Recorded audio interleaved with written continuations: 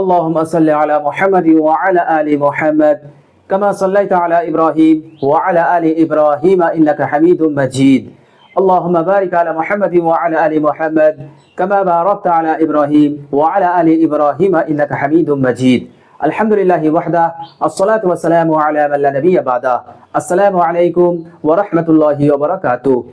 প্রিয় দর্শক, কাছে দূরে দেশ ও বিদেশে যে যেখানে অবস্থান করছেন সকলকে জানাই আমি আমার আন্তরিক সালাম, শুভেচ্ছা, অনেক অনেক অভিনন্দন। প্রিয় দর্শক, পবিত্র রমজান শরীফ চলমান।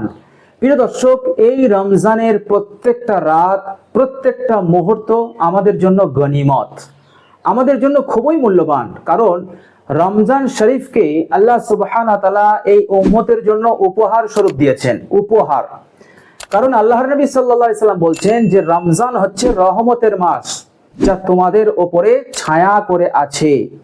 খুব তাড়াতাড়ি রমজান আসবে, সুতরাং এই রমজানের প্রত্যেকটা মুহূর্ত তোমাদের জন্য গনিমত, তোমাদের জন্য বড় মূল্যবান।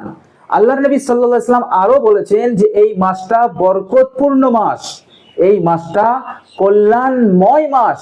এত বরকত যে একজন রোজাদারের শ্বাস প্রশ্বাসটাও আল্লাহ সুবহানাহু ওয়া তাআলা জিকিরের মধ্যে গণ্য করে দেন। অর্থাৎ জিকির করলে যে সওয়াব হয়, একজন রোজাদার যতটা শ্বাস প্রশ্বাস নেয় ততবার নেকিতে আল্লাহ সুবহানাহু ওয়া তাআলা রূপান্তরিত করে দেন। বলুন সুবহানাল্লাহ। তো এই রমজান হচ্ছে বরকতপূর্ণ মাস, যা আল্লাহ সুবহানাহু ওয়া তাআলা এই উম্মতে মুহাম্মদীর জন্য উপহার হিসেবে দিয়েছেন। বিশ্বনবী সাল্লাল্লাহু আলাইহি সাল্লাম আরো বলেছেন যে এই রোজার মাসে প্রত্যেকটা দিন একজন মুসলমান, একজন রোজাদার মুস্তাজাবুদ দাওয়াত হয়ে যায়। অর্থাৎ রোজার মাসে যারাই রোজা রাখে তারা মুস্তাজাবুদ দাওয়াত। এর মতলব হচ্ছে আল্লাহর নবী সাল্লাল্লাহু আলাইহি সাল্লাম বোঝাতে চাইলেন যে প্রত্যেক দিন রোজার মাসে প্রত্যেক দিন রোজাদারের একটি দোয়া অবশ্যই কবুল হয়, এর মধ্যে কোনো সন্দেহ নেই। আল্লাহ সুবহানাহু ওয়া তাআলা অবশ্যই কবুল করে নেন। তাহলে বুঝতে পারছেন যে এই রমজান আমাদের জন্য কত বড় গনিমত। তো প্রিয় দর্শক, এই রমজান মাসে একটি দোয়া যদি আমরা পড়তে পারি, আল্লাহর নবী সাল্লাল্লাহু আলাইহি সাল্লাম বলেছেন যে আল্লাহ সুবহানাহু ওয়া তাআলা ওই ব্যক্তির জীবনের সমস্ত গুনাহ রাশিকে ক্ষমা করে দেবে। যদি তার জীবনের 80 বছরের গুনাহ থাকে, তবু আল্লাহ সুবহানাহু ওয়া তাআলা তার গুনাহকে ক্ষমা করেই ছাড়বেন। আল্লাহর নবী সাল্লাল্লাহু আলাইহি সাল্লাম এটাও বলেছেন আল্লাহ সুবহানাহু ওয়া তাআলা কিভাবে ক্ষমা করেন। যখন কোনো বান্দা ও বান্দি ওই দোয়াটা পড়ে, তখন আল্লাহ সুবহানাহু ওয়া তাআলা সমগ্র ফেরেশতাদেরকে ডেকে বলেন, ও আমার ফেরেশতারা, আমার ওই বান্দাকে দেখো, সে আমার কাছে কি দোয়া করছে। সে জানে যে আমি একজন আল্লাহ আছি এবং আমি তার রব, এটা সে জানে। এবং সে এটাও জানে যে আমি গুনাহ সমূহকে ক্ষমা করি, এটা সে জানে। এবং এটাও জানে যে আমি গুনাহের জন্য পাকড়াও করি, গুনাহের জন্য শাস্তিও দিই, পানিশমেন্টও দিই, এটাও সে জানে। ও আমার ফেরেশতারা, ওই বান্দা ও বান্দি এতটুকু বিশ্বাস করে সে আমার কাছে দোয়া করছে, আমার কাছে কামনা করছে। ও আমার ফেরেশতারা, তোমাদেরকে সাক্ষী রেখে বলছি, ওই বান্দার এবং ওই বান্দির গুনাহগুলোকে আমি ক্ষমা করে দিলাম। চাই তার জীবনে যত বড়ই গুনাহ থাক না কেন, আমি আল্লাহ তার গুনাহকে ক্ষমা করেই ছাড়বো। বলেন সুবহানাল্লাহ। তো তার জীবনে যদি 80 বছরের গুনাহ থাকে, আর গুনাহ যত বড়ই হোক, আল্লাহ সুবহানাহু ওয়া তাআলা ফেরেশতাদেরকে সাক্ষী রেখে বলেন যে তার গুনাহগুলোকে আমি ক্ষমা করেই ছাড়বো। তো প্রিয় দর্শক, এত বড় মূল্যবান দোয়া যদি আমরা এই পবিত্র রমজান মাসে, বরকতপূর্ণ মাসে, রহমত মাসে, যে মাসে বলা হচ্ছে যারাই রোজা রাখবে তারা হচ্ছে মুস্তাজাবুদ দাওয়াত, তাদের দোয়া অবশ্যই কবুল হবে এবং প্রত্যেক দিন একটি করে দোয়া তো কবুল হবেই।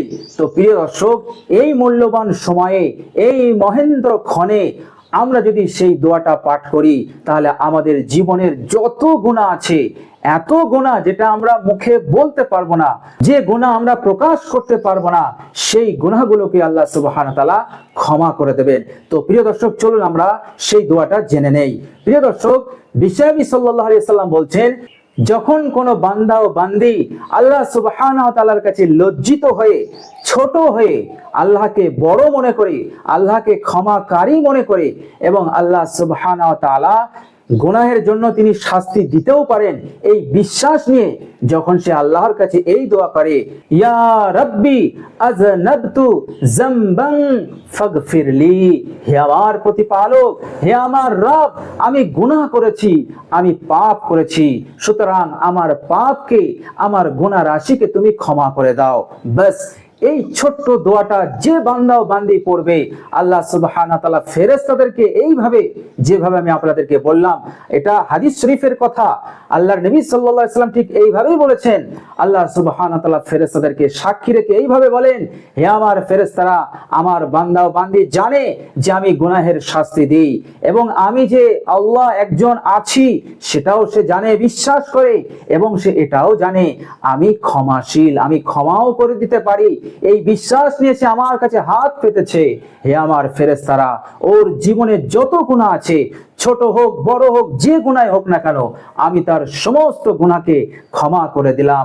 আমি কারো পরোয়া করব না, তার জীবনের সমস্ত গুনাহকে আমি ক্ষমা করে দিলাম।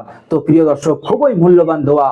এই রমজান শরীফের পবিত্র দিন এবং রাতে আপনারা এই দোয়াটা বেশি বেশি পড়তে থাকুন। প্রিয় দর্শক, দোয়াটা আমি আরেকবার বলছি, ইয়া রাব্বি, এর মানে হচ্ছে হে আমার প্রতিপালক, আযনাবতু যামবান, আমি অনেক গুনাহ করে ফেলেছি, অনেক পাপ করে ফেলেছি, সুতরাং ফাগফিরলি, আপনি আমাকে ক্ষমা করে দিন, আপনি আমাকে মাফ করে দিন। ব্যাস এতটুকুই পড়লেই আল্লাহ সুবহানাহু ওয়া তাআলা আপনার জীবনে যত গুনাহ আছে, যদি 80 বছরেরও গুনাহ হয়, আল্লাহ সুবহানাহু ওয়া তাআলা আপনার সমস্ত গুনাহকে ক্ষমা করে দেবেন।